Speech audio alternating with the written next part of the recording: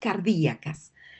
Bueno, como estamos en segundo, entonces vamos a considerar que todas las lesiones son infarto agudo de miocardio.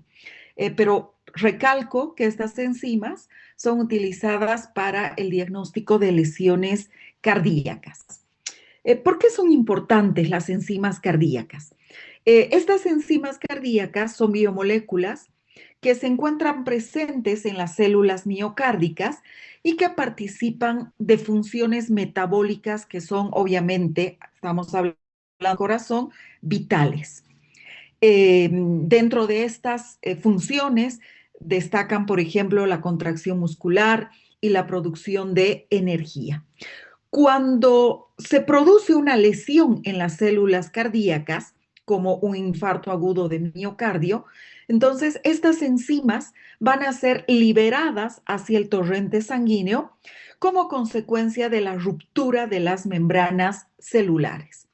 Entonces, el análisis de estas enzimas va a permitir a los médicos detectar y cuantificar el daño cardíaco de una manera rápida, entre comillas, porque van a ser mucho más lentas, obviamente, que las alteraciones en el electrocardiograma, y por lo tanto van a permitir tomar decisiones clínicas urgentes que pueden salvar la vida de los pacientes.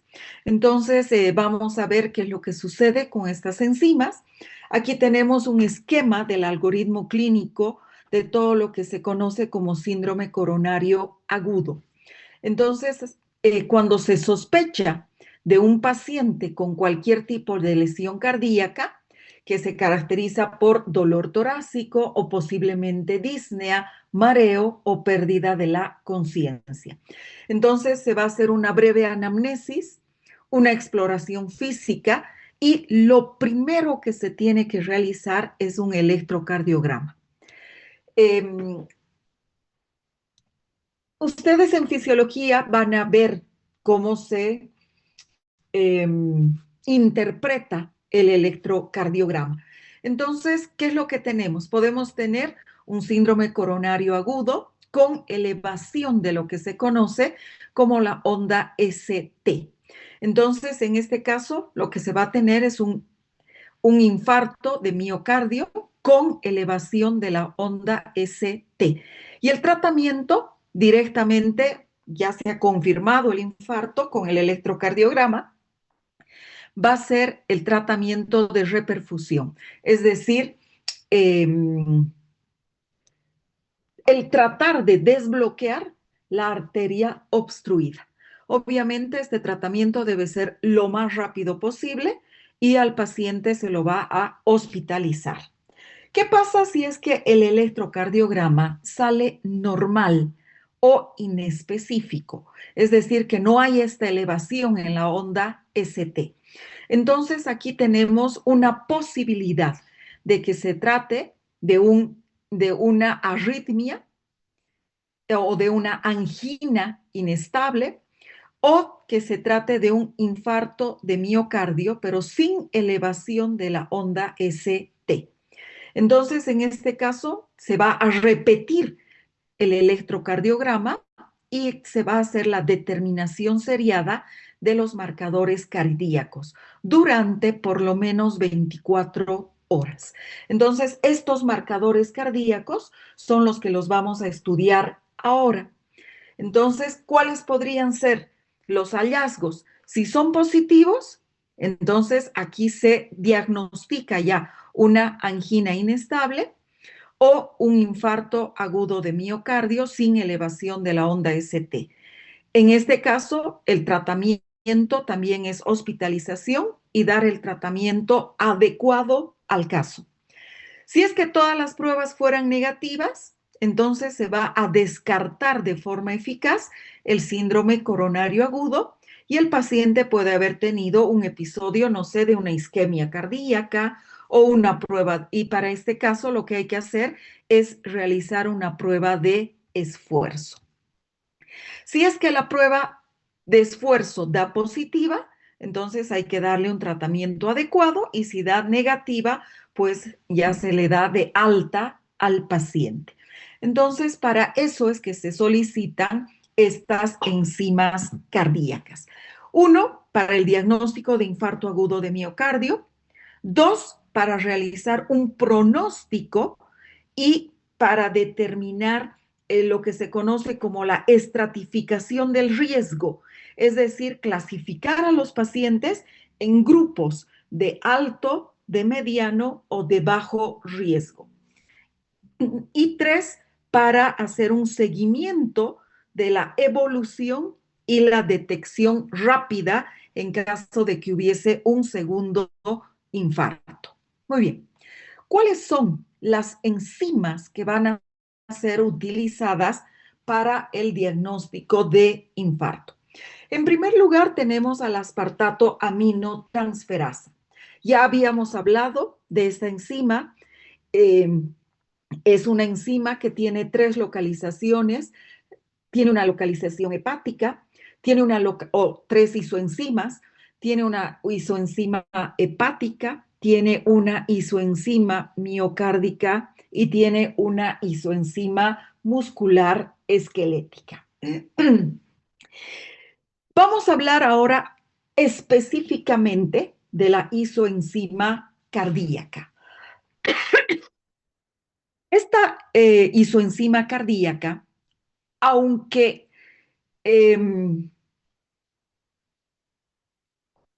la aspartato aminotransferasa es mucho más utilizada para el diagnóstico de lesiones hepáticas, esta aspartato aminotransferasa también es importante para el diagnóstico de lesiones cardíacas.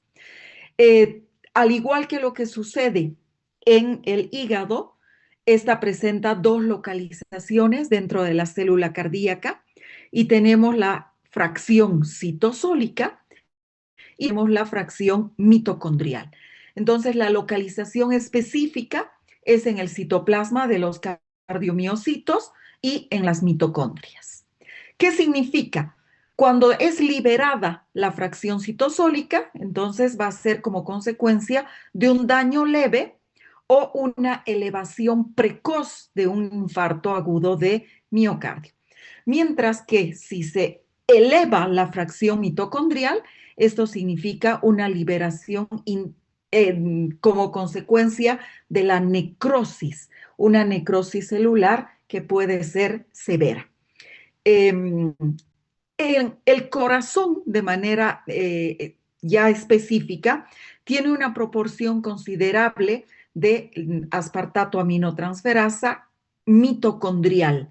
Por lo tanto, en el infarto agudo de miocardio se va a observar una liberación de ambas fracciones, tanto de la citosólica como de la mitocondrial. Sobre todo, si el daño cardíaco es extenso. Entonces, vuelvo a repetir, la aspartato aminotransferasa no solo se utiliza para el diagnóstico de lesiones hepáticas, sino también para el diagnóstico de lesiones cardíacas. ¿Cuál es el comportamiento? ¿Cuál es la cinética enzimática en el infarto agudo de miocardio? Comienza a aumentar alrededor de las 6 a 12 horas después de que se ha iniciado la sintomatología cardíaca.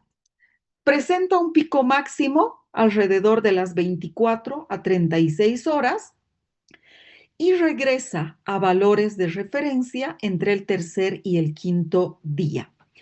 Aunque la aspartato aminotransferasa no es específica del miocardio, porque se presenta también en la musculatura esquelética y en el hígado, su liberación temprana y esta cinética enzimática es muy útil. Se eleva, tiene algunas desventajas. En el infarto agudo de miocardio, su elevación es paralela con la creatinfosfocinasa, que la vamos a estudiar enseguida. En el reinfarto se puede observar una nueva elevación, quiere decir que la enzima estaba subiendo, comienza a descender y si tenemos un nuevo pico, Entonces, esto se trata de un segundo infarto. Entonces, en los reinfartos se puede observar una nueva elevación o incluso puede haber llegado a valores de referencia y tenemos una nueva elevación. Quiere decir que hay un segundo infarto. También se eleva en las miocarditis severas, en las cirugías cardíacas o en los traumas torácicos, puede ser como consecuencia de accidentes automovilísticos, sobre todo el volante golpea el tórax o el cinturón de seguridad sin que haya un infarto agudo de miocardio. Entonces es muy importante que siempre realicemos la correlación entre la clínica, los antecedentes que tiene el paciente y las elevaciones de los marcadores bioquímicos. No sé si está comprendido lo que corresponde a la aspartato aminotransferasa.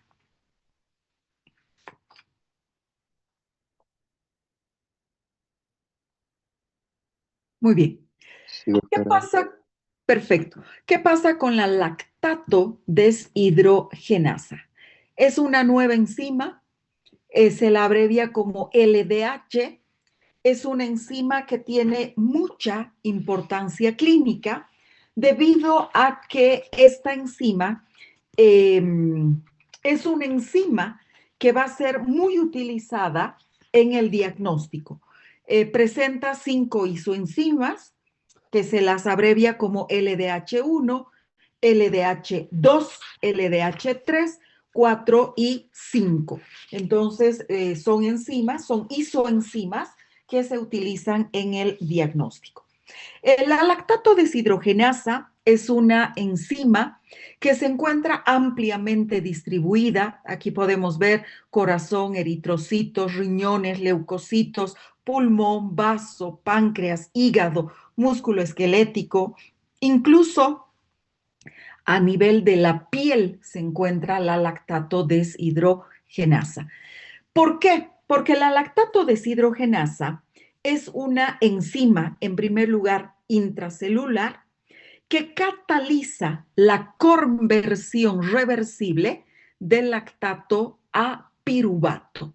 Entonces, esta lactato deshidrogenasa necesita de una coenzima, que es el NAD, y va a provocar reacciones de oxidorreducción. El lactato se oxida a piruvato y el NAD se reduce. Eso es por un lado.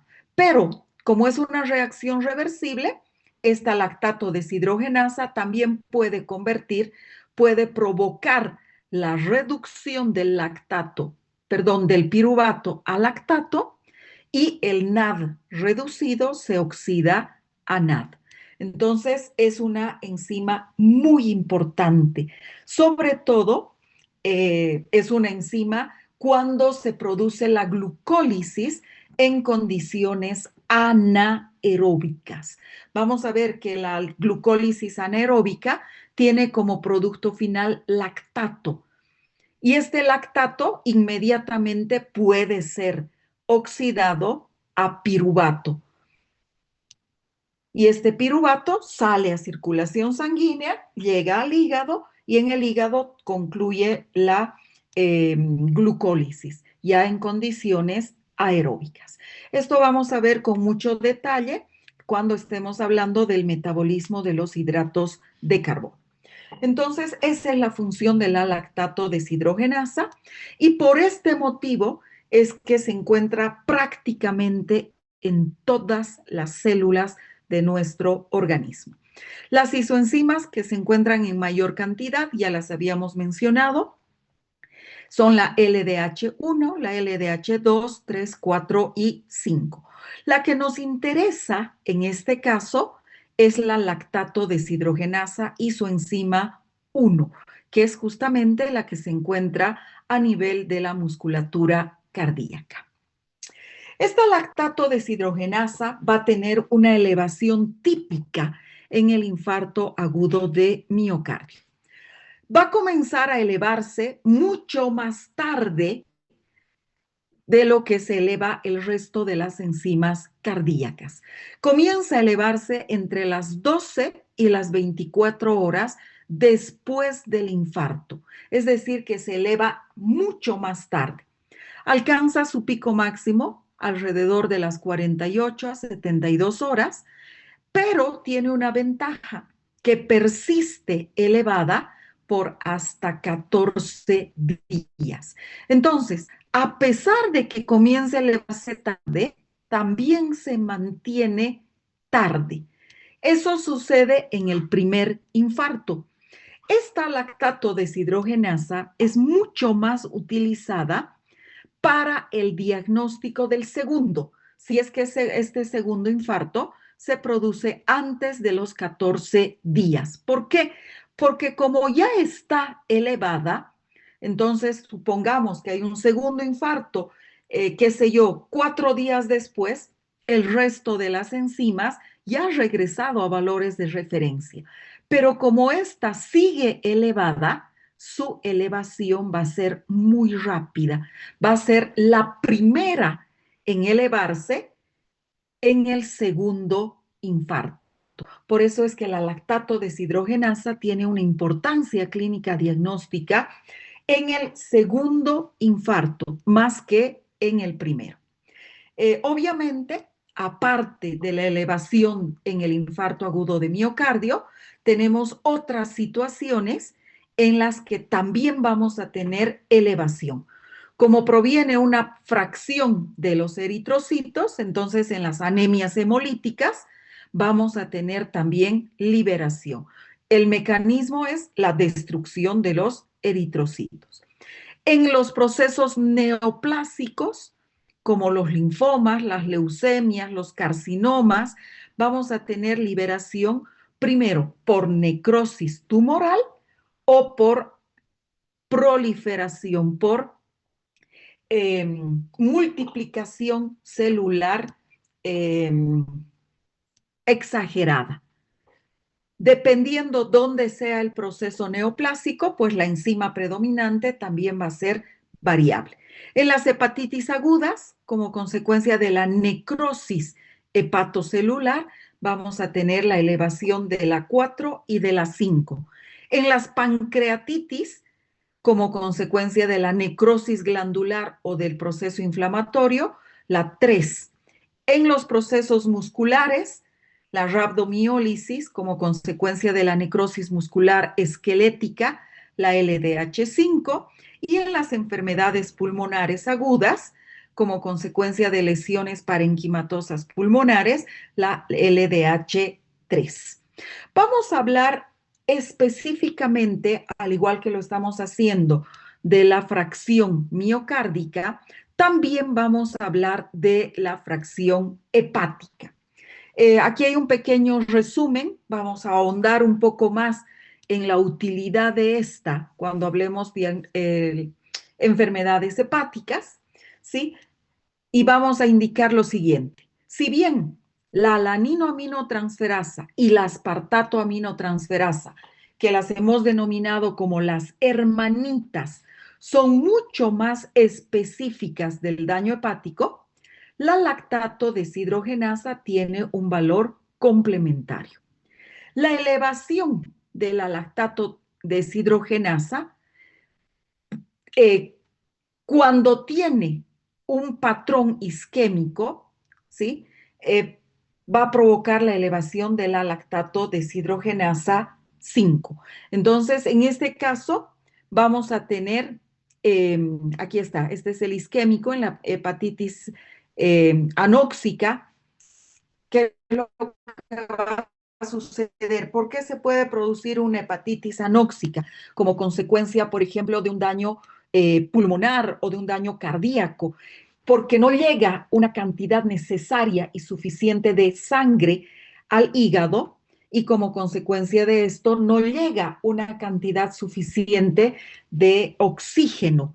Entonces, esto puede provocar una lesión importante a nivel hepático. Entonces, en estas situaciones, la lactato deshidrogenasa también se va a encontrar elevada. Eh, en las lesiones hepatocelulares se va a producir también una elevación que va a estar especialmente corroborada si está acompañada de hiperbilirrubinemia y elevación de las otras enzimas. En los tumores hepáticos, en los hepatocarcinomas o en las metástasis hepáticas, también puede elevarse la lactato deshidrogenasa 5. Vuelvo a repetir, esto voy a ahondar un poco más cuando estemos hablando de lactato deshidrogenasa hepática. Otra que es importante es la pulmonar. En este caso, la lactato deshidrogenasa que se eleva es la LDH isoenzima 3. ¿Cuáles son las patologías pulmonares que pueden provocar elevación de la lactato deshidrogenasa? La neumonía, ya sea viral o bacteriana, la fibrosis pulmonar, eh, la neumonitis, causada, por ejemplo, por una hipersensibilidad, un problema de tipo alérgico, la embolia pulmonar aguda, el COVID-19, principalmente en sus formas graves, y obviamente los tumores pulmonares. Entonces, los mecanismos probables para la elevación de la lactato deshidrogenasa y su enzima 3 son necrosis del epitelio alveolar y proceso inflamatorio, remodelado tisular e hipoxia crónica, daño alveolar, isquemia pulmonar y necrosis del parénquima, daño alveolar, liberación por proliferación celular. Entonces, estas serían las causas para que enfermedades pulmonares también produzcan una elevación de la lactato deshidrogenasa. Otra utilidad muy importante de la lactato deshidrogenasa es el diagnóstico diferencial del infarto agudo de miocardio y del infarto pulmonar. Como vamos a ver, o como ya hemos visto, la aspartato aminotransferasa no tiene una isoenzima pulmonar. Y vamos a ver que las otras enzimas, la creatinfosfocinasa, tampoco tiene una isoenzima pulmonar. Entonces, si tenemos la duda que si el infarto que ha sufrido el paciente es de miocardio o es un infarto pulmonar, la lactato deshidrogenasa elevada con valores dentro de valores de referencia de las otras enzimas nos permite realizar el diagnóstico diferencial. Entonces, es muy importante también la cuantificación del lactato deshidrogenasa. No sé si está comprendido. Sí, doctora. Muy bien. Y por último, vamos a pasar a hablar de la creatinsinasa, llamada también creatinfosfosinasa.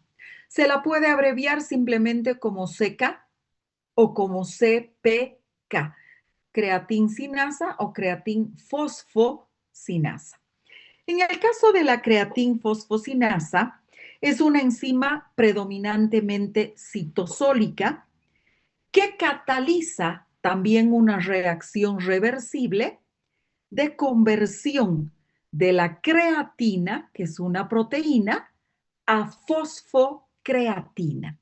Entonces, es una enzima que necesita a un, que necesita que tenga presente el magnesio, entonces necesita de un cofactor, que es un ion metálico, el magnesio.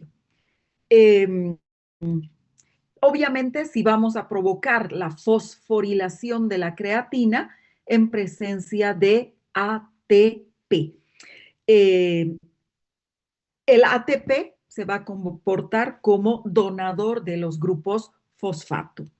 Este sistema es muy importante debido a que en el siguiente tema vamos a hablar justamente de este sistema. Es una reserva energética de rápida disponibilidad en los tejidos, sobre todo en aquellos que necesitan una alta demanda energética. Y dentro de estos tenemos al corazón, obviamente, al músculo esquelético y también al cerebro. Entonces, esta creatinfosfosinasa presenta tres isoenzimas. Una que es la CPK-BB, se encuentra predominantemente en el tejido cerebral, pero también de manera accesoria en los pulmones. Tenemos una CPK2, que es la MB, se encuentra principalmente en el tejido cardíaco, y tenemos una CPK3, llamada también MM, que se encuentra principalmente en la musculatura esquelética. Sumando estas tres subunidades, vamos a tener lo que se conoce como la CPK total. Es importante el mencionar que la cantidad que se encuentra de CPK-BB a nivel pulmonar es tan pequeñita que si nosotros realizamos de manera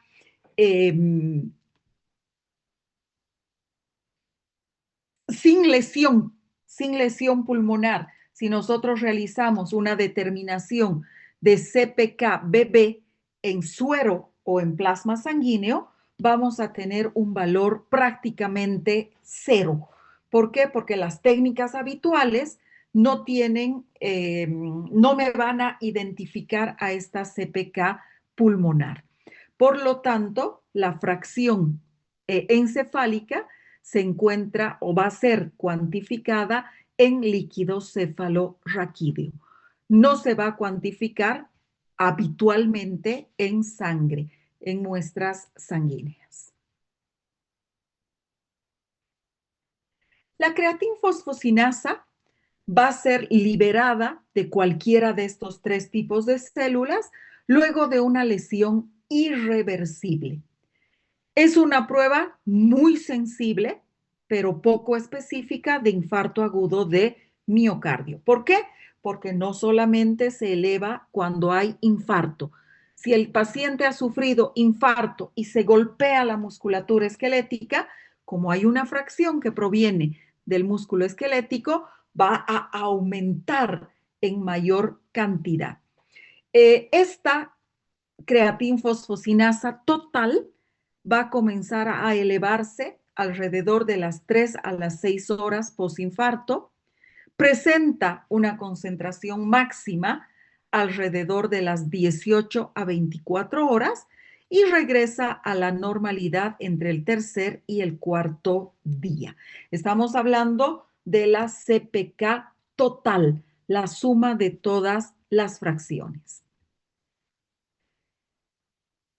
Como estamos hablando de la total, no solamente aumenta en el infarto agudo de miocardio, sino también en traumatismos musculares, en las inyecciones intramusculares, en las intervenciones quirúrgicas, después de haber realizado ejercicio físico exagerado, enérgico, en los procesos hemolíticos. Por lo tanto, es una enzima poco específica. También puede encontrarse elevada en pacientes con hipotiroidismo. ¿Por qué? Porque el hipotiroidismo puede provocar daño muscular esquelético. Entonces, es muy importante el determinar cuáles son las condiciones previas de este paciente.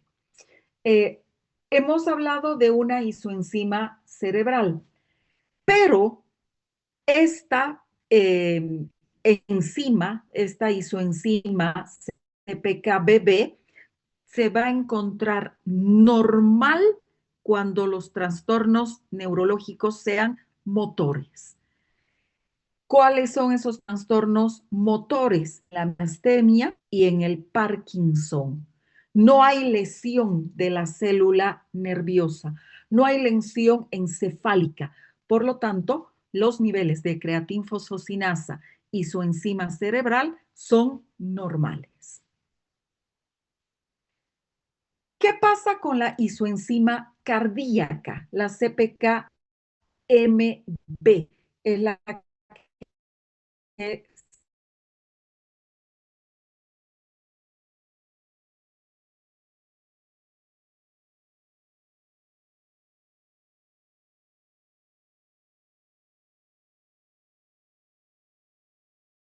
agudo es pequeño, la elevación también va a ser pequeña. Pero si la extensión del infarto es grande, la elevación de la creatinfosfocinasa también va a ser mucho mayor.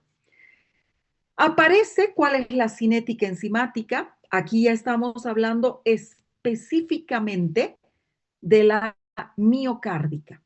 Comienza a elevarse entre las 3 y las 6 horas de iniciado el proceso cardíaco, alcanza un pico máximo muy rápido entre las 7 y las 12 horas de iniciada la lesión cardíaca y desciende también rápidamente, de manera tal que alrededor del tercer día, esta isoenzima miocárdica ya se va a encontrar dentro de valores de referencia. La creatinfosfocinasa, isoenzima miocárdica, también es importante para documentar la reperfusión después de la terapia trombolítica. ¿Qué quiere decir?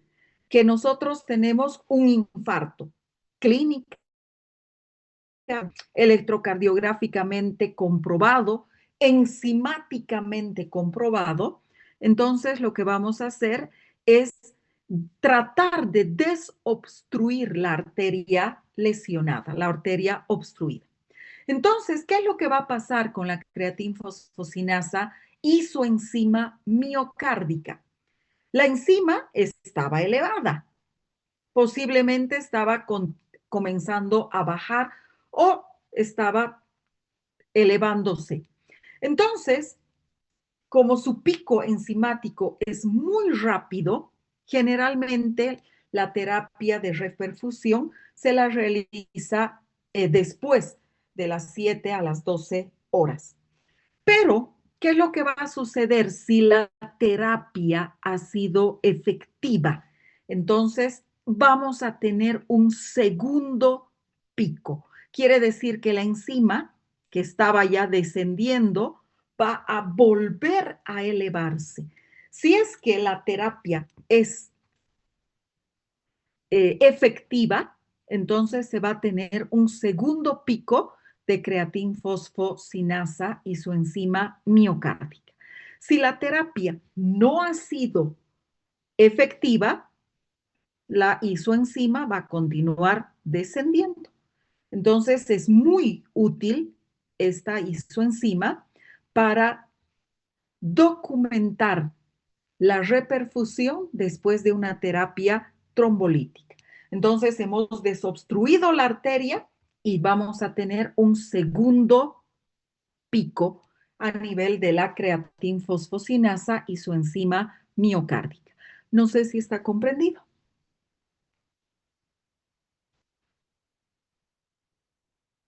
Sí, doctora. Muy bien. Entonces, ¿cuál es la utilidad de la determinación de creatinfosfocinasa? En este caso vamos a hablar de la encefálica, de la BB. Se detecta en suero, ya les había dicho, normalmente no se detecta creatinfosfocinasa cerebral en sangre periférica en individuos sanos. ¿Como consecuencia de qué? De que la barrera hematoencefálica no permite que esta isoenzima cerebral salga a circulación sanguínea. ¿Qué significa la presencia de esta isoenzima en sangre? Indica daño tisular con liberación sistémica, traumatismo cráneoencefálico, accidente cerebrovascular isquémico o hemorrágico, neoplasias cerebrales, convulsiones generalizadas y prolongadas y encefalopatías hipóxico-isquémicas. Mientras que la detección en líquido cefalorraquídeo es mucho más sensible y específica para el diagnóstico de lesiones estructurales en el sistema nervioso central, hemorragias subaracnoideas, traumatismos severos o meningitis virales. Entonces, en estos casos, vamos a elegir cuál de las dos determinaciones se va a realizar. Si el problema es estructural, lesión estructural del sistema nervioso, líquido cefalorraquídeo. Pero si es un traumatismo, un accidente cerebrovascular, entonces se puede hacer la solicitud de CPK-BB en sangre periférica, en sangre, en circulación sanguínea central. Entonces, esto es lo que se puede decir con relación a la creatinfosfocinasa. ¿Qué pasa con la creatinfosfocinasa de la musculatura esquelética, la MM? En el músculo esquelético, la creatinfosfocinasa se encuentra en el sarcoplasma y se encuentra asociada a la membrana mitocondrial externa para recibir al ATP recién sintetizado y fosforizar la creatina. ¿Qué función bioquímica cumple? Ya habíamos indicado, y esto lo vamos a reforzar en el próximo tema, actúa como reservorio de energía, proporcionando fosfato de alta energía, quiere decir ATP, para que se regenere el ATP que es utilizado en los músculos como consecuencia de la contracción activa. ¿Cuándo vamos a tener elevación de la CPK isoenzima esquelética? En los procesos de contracción sostenida sin fatiga inmediata. Permite estabilizar la reacción ATP-ADP y regulariza el metabolismo energético muscular. Vuelvo a repetir lo siguiente tema, que es justamente ciclo del ATP. Entonces, ¿cómo se genera? ¿Dónde se genera? ¿Y cuáles son las reacciones que permiten que el ATP se mantenga constante y pueda ser disponible para las células? Pero ya les estoy dando una pequeña introducción de lo que vamos a ver en el siguiente tema. Entonces, ¿en qué situaciones, en qué condiciones clínicas vamos a tener elevación de la creatinfosfoquinasa y su enzima muscular esquelética? En la rhabdomiólisis, y hemos indicado que la lesión es una necrosis muscular causada por traumatismos, por fármacos, por toxinas o por esfuerzo extremo. En las distrofias musculares, como consecuencia de una degeneración muscular progresiva, en las convulsiones prolongadas, como consecuencia del daño que va a provocar al músculo esquelético de la contracción muscular, en los traumas o cirugías musculares, en este caso va a haber ruptura de fibras musculares y en el ejercicio extenuante, en el que vamos a tener una elevación transitoria, no patológica, pero fíjense, la elevación puede ser muy grande, 10 veces el valor normal. Entonces, es importante tomar en cuenta todas estas situaciones antes de realizar un diagnóstico y dar un resultado positivo o negativo con estas enzimas cardíacas. Y para terminar, ¿cuál es la cinética de todos los marcadores? Había hecho una consulta de cuestionar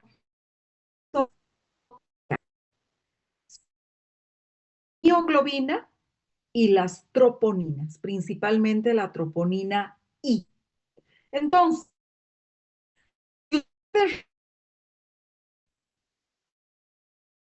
Darse el mioglobina. La globina, luego de un acá se encuentra elevada. Entonces, primero en elevar, que es la roja, es la globina. Pero a 24. Doctora, disculpe. Doctora, no se le escucha bien. Sí, no se le escucha el audio.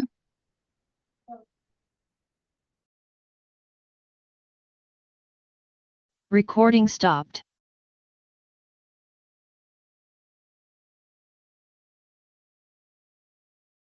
¿Qué procede? Sí, la doctora, creo. Creo que sí. Muy bien. Ojalá no se haya perdido la grabación por el corte de energía. Entonces, como les estaba mencionando, nos queda ya solamente esta última diapositiva. ¿Cuál es la cinética que vamos a tener, no solo de las enzimas que acabamos de ver, sino de todos los marcadores cardíacos?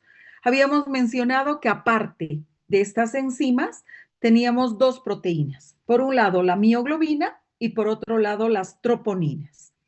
Entonces, estábamos mencionando que la mioglobina era la primera en elevarse. Entre los 30 minutos y los 60 minutos, primera hora de iniciada la sintomatología cardíaca, ya tenemos a la mioglobina elevándose. Entonces, la primera enzima en elevar rápida también rápidamente. La mioglobina ya ha sido completa. La creatinasa y su enzima cardíaca. Esta se eleva también rápido, pero no tan rápido como la mioglobina. Comienza a elevarse alrededor de las 3 horas de iniciado el infarto. Alcanza su pico máximo alrededor de las 7 a 12 horas y desciende también rápidamente.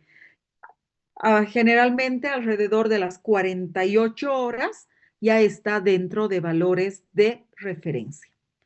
Luego tenemos las troponinas y la aspartato aminotransferasa que comienzan a elevarse alrededor de las 6 horas después del infarto, pero la aspartato se disminuye rápidamente alrededor del día y ya está dentro de valores de referencia. Mientras que la troponina y la lactato deshidrogenasa, que es la última en elevarse, se mantienen elevadas por mucho más tiempo.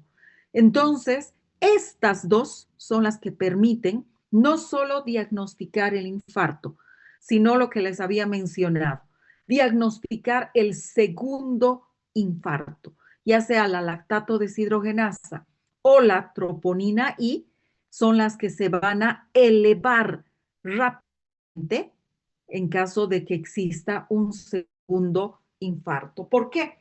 Porque como estas otras ya han regresado a valores de referencia, entonces la mioglobina otra vez necesita 30 minutos para comenzar a elevarse. La CPK otra vez necesita 6 horas para comenzar a elevarse. Pero como estas ya están elevadas, entonces de aquí rápidamente, en cuestión de minutos, comienza nuevamente a elevarse.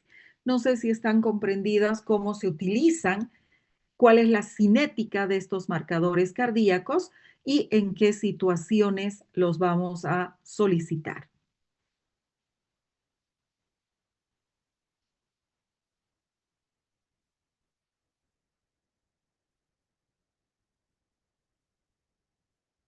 Sí, doctora.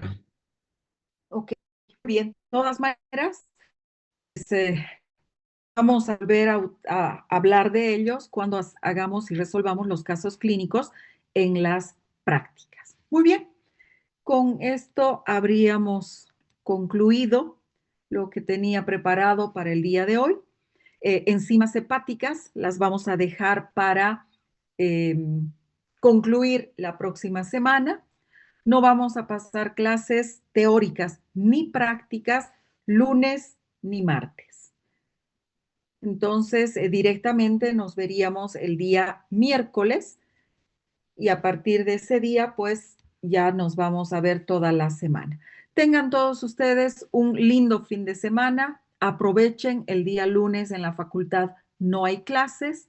Creo que hasta los exámenes han sido postergados. Entonces, aprovechemos para disfrutar de este fin de semana largo. Hasta luego, chicos.